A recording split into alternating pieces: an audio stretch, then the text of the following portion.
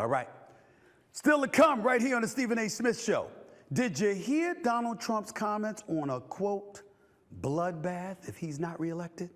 I've got several thoughts on that matter, plus calls, tweets, and then some up next. It's the Stephen A. Smith Show. Don't go anywhere. Welcome back to the Stephen A. Smith Show right here over the digital airwaves of YouTube. I want to take a moment to get into a little politics because there was a website called The Spun that released an article about me, and it was entitled, quote, Stephen A. accuses the media of being unfair to Donald Trump. The subject of the article was a post, essentially one that I tagged to a video that was released by Elon Musk on a speech that Trump was giving the other day. And when I responded and tagged Elon Musk's video, here is what I said. Based purely on this video, if it is accurate, then it would be true. It seems real Donald Trump's words were taken out of context. Reading the headlines, I've read, fair is fair. I posted this in response to the owner of Tesla and X, the one and only Elon Musk himself, saying, quote, legacy media lies, end quote, in a post highlighting media criticism of Trump's speech. That was in reference to Trump's comment Saturday at an auto industry rally in Dayton, Ohio, y'all. An auto industry rally in Dayton, Ohio. One thing Trump did say was this. Listen for yourself. China now is building a couple of massive plants where they're going to build the cars in Mexico and they think that they're going to sell those cars into the United States with no tax at the border. Let me tell you something to China. If you're listening, President Xi, and you and I are friends, but he understands the way I deal, those big monster car manufacturing plants that you're building in Mexico right now, and you think you're going to get that, you're going to not hire Americans, and you're going to sell the cars to us. Now, we're going to put a 100% tariff on every single car that comes across the line, and you're not going to be able to sell those cars. If I get elected, now, if I don't get elected, it's going to be a bloodbath for the whole, that's going to be the least of it. It's going to be a bloodbath for the country. That'll be the least of it. What did I do? The fact of the matter is, when you watch the headlines talking about Donald Trump, they were mischaracterizing his comments. Yes, he said what he said, but it was taken completely out of context because he was talking about the auto industry and business with China and how if he's not elected, it's going to be problematic in terms of doing business with China as it pertains to the auto industry. I don't take it back. I ain't backing up 1 inch. What the hell is going on here? Let me tell y'all something. I'm really getting sick and tired of people mischaracterizing my quotes. This is the beauty of having my own platform and saying what I want to say and what I need to say, only for the perspective of quoting me accurately and contextualizing what I say accurately. Then do what you want. But any given time that I want to, when you mischaracterize what I say, I'm going to come back at your ass. That's what I'm going to do. Let me be very, very clear. For all of you Democrats out there that swear up and down, I'm some damn Trump supporter because I call it like I said. I didn't vote for Trump in 2016. I didn't vote for Trump in 2020, and I damn sure ain't going to vote for him in 2024.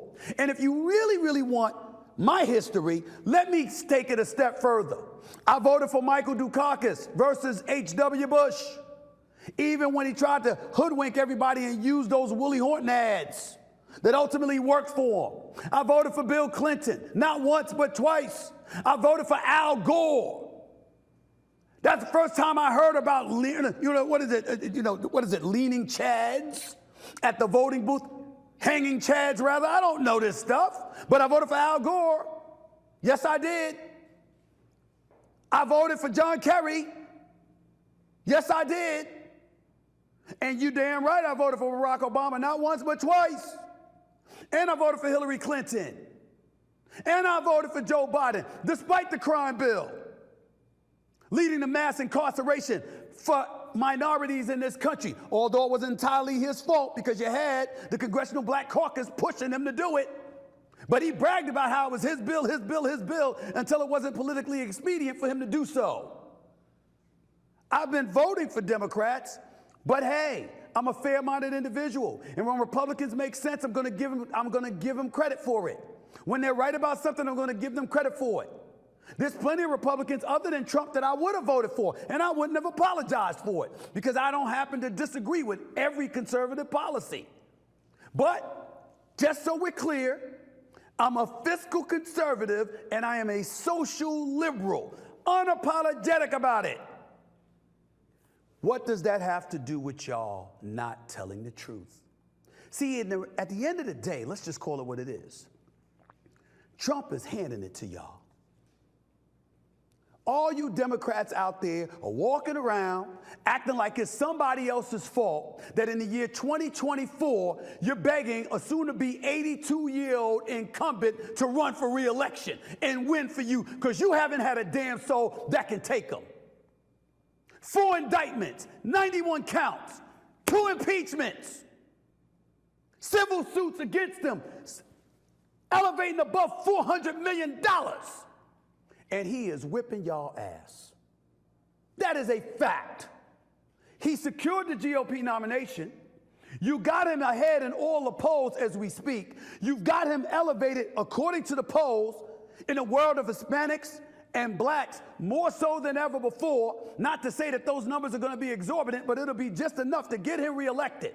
And because I'm sitting here and pointing out to you that you're getting in your own way by trying to fabricate or embellish stories in such a fashion where you could easily get caught, exposed for your miscalculations or your flat-out lies, and something that he is going to use to his advantage to get reelected. I'm wrong. I'm wrong because I'm calling out how you don't know how to beat them. That's the problem. I'm no political aficionado. But I've been on the record saying I'd love to go against Trump in a debate. You know how embarrassing that is that I could say that? Because he beat y'all. You can't beat him. You can't beat him. You're trying everything. You're engaging in lawfare. You keep coming up with stuff. It's Russian collusion 1 minute. It's civil cases the next. We got a district attorney in the state of New York going after him for paying hush money to a former porn star. You really think that's going to stop him from getting reelected? You've got tens of millions of people who are already on the record saying they would vote for him if he were a convicted felon and put in a zebra suit and behind bars. And the best you could do is say Stephen A. Smith is supporting him, is coming to his defense. That's the best you can do because I'm pointing out how something's not going to work. Newsflash. He is taking it to y'all in such a way that it's become a bit embarrassing. It's that simple. Not only is he taking out DeSantis and Nikki Haley and Chris Christie and Vivek Ramaswamy, he's also taking out President Biden before our very eyes. The momentum keeps dissipating. I'm not happy about that because I believe that a Trump presidency could potentially cause civil war in this country. That's my personal belief based on his behavior because I believe he will be on a vengeance tour and he won't be governing, he'll be exacting revenge instead of being presidential and being the leader of the free world for all of America. That's my belief. But that does not mean I'm not going to point out when you're doing something that's to your detriment that is not going to lead to beating him. The truth is the truth. He's smoking the Dems right now. After he smoked every GOP rival they could find. He looks like he is destined for the White House. All Stephen A. is sitting here saying, what you gonna do about it? What you gonna do about it? Because right now, he's giving it to y'all. It's worse than what LeBron James and Steph Curry do to opponents. Or what Patrick Mahomes just did to a bunch of people. Trump is doing that to the Dems. Because in the year 2024, the liberal side of our political stratosphere, the ones whom some are called progressives, are relying on an 82 yield to come save the day. And I'm saying, what if the momentum continues to show this? Y'all just gonna stand there and let Biden fall? Y'all ain't gonna do anything? Y'all ain't gonna get Kamala Harris in as your nominee? You ain't gonna get Gavin Newsom in as your nominee? You ain't gonna get somebody else in as your nominee? Do something, anything. If it was anybody else in any other profession, y'all would say, try something, anything. Y'all just standing still, again, getting your ass kicked. You want to accuse Stephen A of saying something? Accuse me of that. I dare anybody to deny it based on what we've been seeing.